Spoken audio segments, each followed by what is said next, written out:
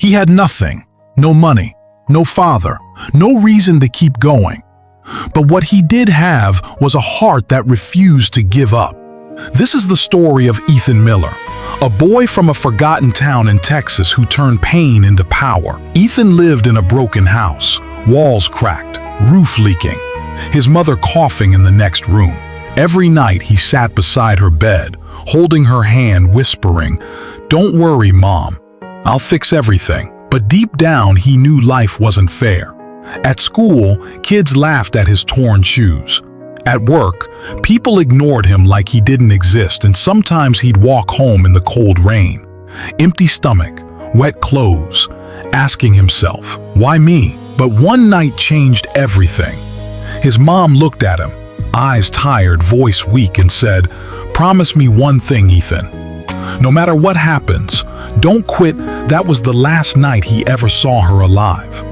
He was just 16, alone, broken, and angry at the world, but instead of giving up, he remembered her words, "Don't quit."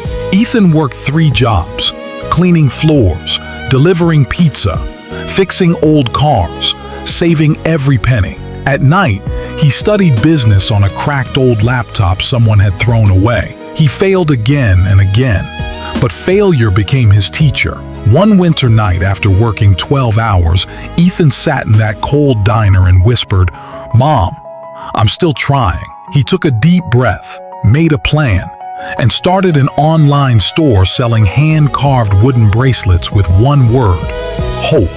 Weeks passed. Nothing happened. No sales. He almost gave up, and then one night he heard a sound. Ding.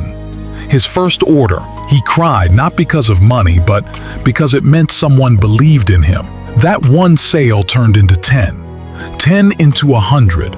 And years later, Ethan's brand became one of the fastest growing small businesses in Texas. One day, he stood on a stage at a youth conference, thousands watching.